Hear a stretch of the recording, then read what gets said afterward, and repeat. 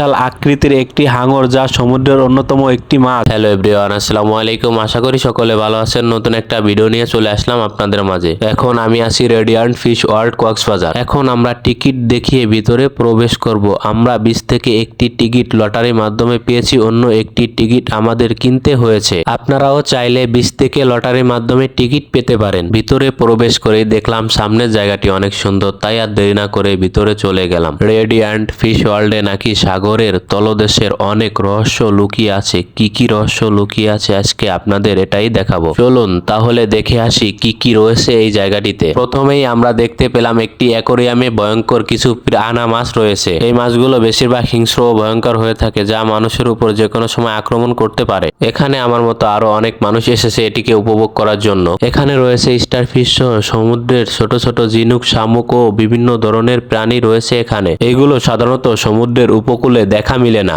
এটি হচ্ছে একটি কই কাপ। এটি সাধারণত জাপানে হয়ে থাকে, তাই এটির নাম করা হয়েছে জাপানিজ কই কাপ। এটি লোনা পানি বা সামুদ্রিক ফিশ নয়, এটি হচ্ছে মিঠা পানির একটি ফিশ। এই মাছগুলোর গায়ের রং লাল হলুদ মিশ্রণে রয়েছে, তাই দেখতে এই মাছগুলো বেশি সুন্দর লাগে। এখন আপনাদের দেখাবো বিশাল বড় আকৃতির বাংলাদেশের লোকাল জাতীয় মাছ পাঙ্গাস। দেখতে এলাম সমুদ্রের মাছ, এখন দেখতে হতেছে পুকুরের পাঙ্গাস। কি বলবো ভাই, হাস্যকর কথা। আরো যে এমন কত কিছু দেখতে হবে কে জানে।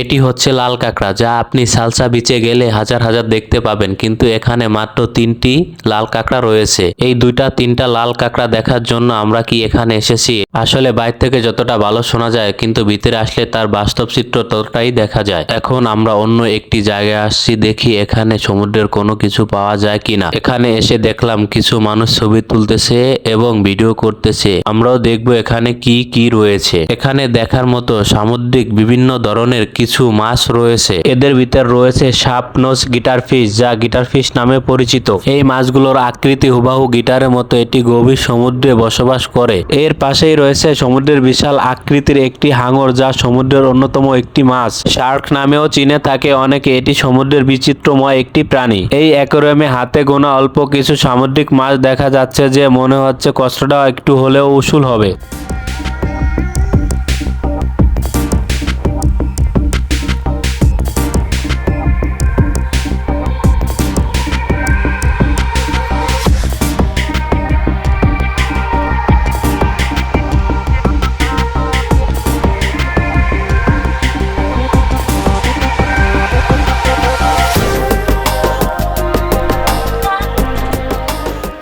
আপনারা যদি এখানে আসেন তাহলে তৃপ্তি করে বা মন ভরে কিছু দেখতে পারবেন না। কারণ হচ্ছে এখানে যত অ্যাকোয়ারিয়াম রয়েছে, এই অ্যাকোয়ারিয়ামের ভিতর অনেকগুলো অ্যাকোয়ারিয়াম খালি রয়েছে। কোনো কোনো অ্যাকোয়ারিয়ামে একটি অর্ধেক এবং নষ্ট রয়েছে, যা দেখতে খুবই বিচ্ছিরি লাগে। এছাড়া সম্পূর্ণ অ্যাকোয়ারিয়াম যদি পরিপূর্ণ থাকতো তাহলে আরো বেশি ভালো লাগতো। আমরা একতলা দিয়ে প্রবেশ করেছিলাম, এখন আমরা 4তলা থেকে বাহিরে চলে আসব। ভিডিওটি আজ এখানেই শেষ করতেছি। ভিডিওটি কেমন লাগলো সবাই জানাবেন এবং আপনারা সবাই ভালো থাকবেন, সুস্থ থাকবেন। আল্লাহ হাফেজ।